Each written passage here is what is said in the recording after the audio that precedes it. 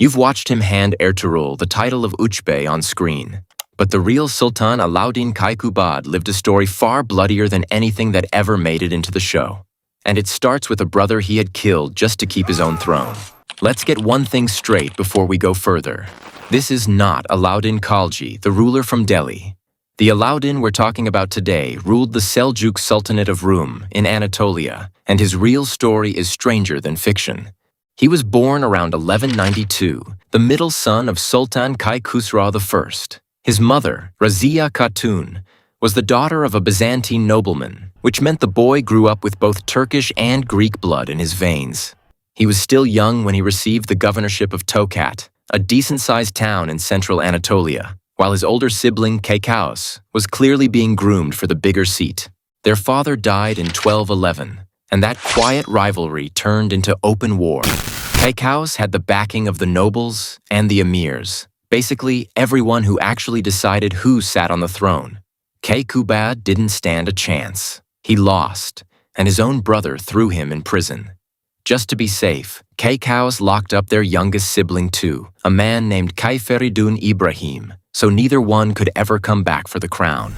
For 9 years, 𝐇�𝐬𝐿 sat in that prison with nothing but time. Then in 1220, 𝐇�𝐬𝐿 died suddenly, with no son to take his place. And just like that, the brother who lost everything walked out of a cell and into the role of sultan. Here's the part the dramas leave out. 𝐇�𝐬𝐿 wasn't about to repeat his brother's mistake and let a rival live. Not long after taking power, he had Kayferidun killed. That's how his reign actually began, with a body. To understand where this family fits into the bigger picture, rewind further to a man named Tuğrul Beg. In the 1000s, he built the original Seljuk Empire from nothing. He crushed the Ghaznavids. He marched into Baghdad and propped the Abbasid Caliph back up on his seat. His nephew, Alp Arslan, pushed things even further. At the Battle of Manzikert in 1071, he smashed the Byzantine army and cracked the door wide open for Turkish tribes to pour into Anatolia. That empire didn't stay whole for long, though. Within a century, it splintered, and one of the pieces became the Sultanate of Rum, ruled from Konya, the very throne 𝐇�𝐬𝐿 would eventually inherit. Once he had it, he used it well. His 17 years in power are still remembered as the golden age of the Sultanate, and for good reason. He seized the coastal city of Alanya and turned it into his navy's home base on the Mediterranean. He crushed the Armenians of Cilicia and forced them into submission. When the Ayyubids in Egypt and Syria pushed against his borders, he pushed back harder, taking Urfa, Harran, and Raqqa along the way. Further east, in 1230, he wiped out the invading forces of Jalal al-Din Mangburni at the Battle of Yasechiman. From there, he rolled his territory forward into Erzurum and the region around Lake Van. But his sharpest move wasn't on any battlefield. The Mongols were tearing through Central Asia at the time, wiping out kingdoms that stood in their way. 𝐇�𝐬𝐿 didn't fight them head-on. He read the room, played the diplomat, and kept Mongol armies off Anatolian soil for his entire reign, something his own son would fail to do a few years later. Later generations even gave him a nickname for it, 𝐇�𝐬𝐿 the Great. It's also worth knowing that during these very years, a frontier commander named Ertuğrul Gazi was out on the borders capturing forts and holding the line for the Sultanate. His son would go on to found the Ottoman Empire.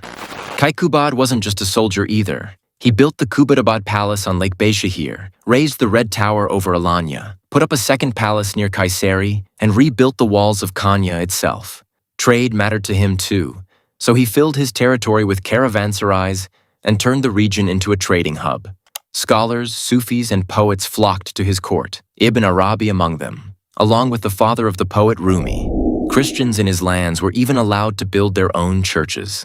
That kind of tolerance was rare for a 13th century ruler. Then came May 31st, 1237. 𝐇�𝐬𝐿 died in Kayseri, and for centuries the exact cause stayed murky.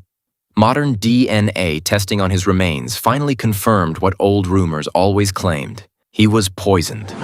Some accounts blame his own son, impatient for the throne. Others point squarely at Saadettin Köpek, a trusted emir in his court who allegedly slipped him something lethal during a hunting trip, hungry for power himself. And the ruthlessness didn't end with him. 𝐇�𝐬𝐿 left behind 3 sons. He wanted Rukn al-Din, born to his Ayyubid wife, to take the throne next. Instead, his other son, Kai Khusrau, seized it first, and had his two half-brothers, along with their mother, strangled to make sure nobody could challenge him either. If this hidden history of Kaikubad the Great surprised you, hit subscribe, because the real story behind these dramas is always wilder than what makes it to screen.